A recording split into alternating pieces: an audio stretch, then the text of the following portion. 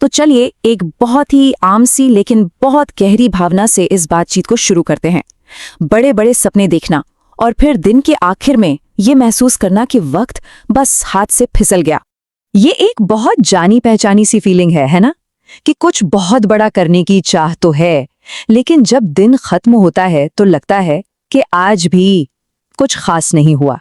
जैसे मुट्ठी से रेत फिसल जाती है ना, बिल्कुल वैसे ही वक्त निकल गया। और ये एक ऐसा चक्र है जिसमें कई लोग फंसे हुए हैं।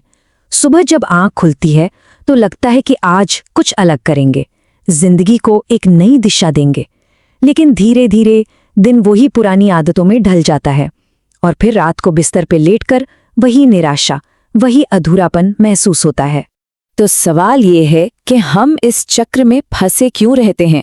अक्सर इसका जवाब एक बहुत बड़े मिथक में, एक बहुत बड़ी गलत फहमी में छिपा होता है जिस पर हम सब विश्वास करते हैं। और वो ये है कि बड़े बदलाव के लिए किसी एक बड़े जादुई पल का इंतजार करना पड़ता है। और पता है, यही वो जड़ है जहां हम सब अटक जाते हैं। हम बस सोचते रहते हैं कि एक दिन सब बदल जाएगा, एक दिन कोई बहुत बड़ा मौका मिलेगा या चीजें अपने आप ही ठीक हो जाएंगी। लेकिन सच तो ये है कि ये इंतजार ही हमें आगे बढ़ने नहीं देता, ये हमें एक जगह पर रोक कर रखता है। यहाँ पर ना दो तरह की सोच का फर्क समझना बहुत जरूरी है। एक तरफ जब हम सोचते हैं अरे मुझे तो अपनी पूरी जिंदगी बदलनी है, तो ये सोच ही इतनी बड़ी और भारी होती है कि हम थक जाते हैं और कुछ कर ही नहीं पाते।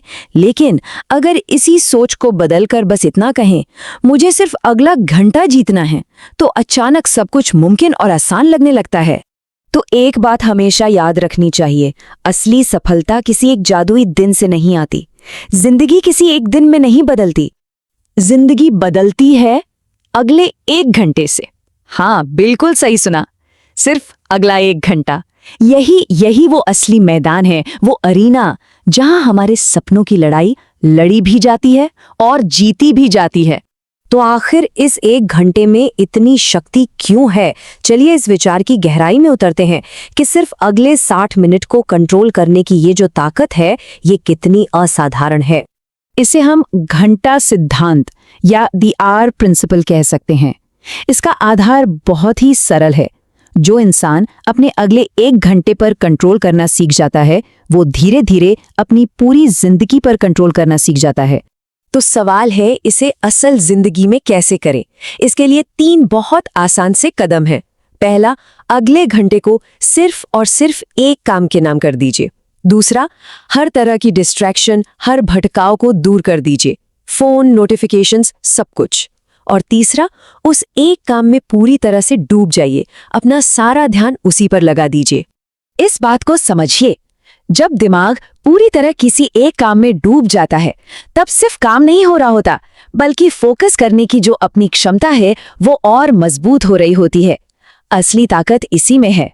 देखिए, 1 घंटे को जीतना अपने आप में बहुत शक्तिशाली है, लेकिन असली जादू वो निरंतरता में है, कंसिस्टेंसी में है। आइए अब देखते हैं कि कैसे ये जीते हुए घंटे मिलकर एक कामयाब जिंदगी बनाते हैं। इसे कहते हैं चक्रवृद्धि प्रभाव या कंपाउंड इफेक्ट। एक जीता हुआ घंटा एक प्रोडक्टिव दिन बनाता है।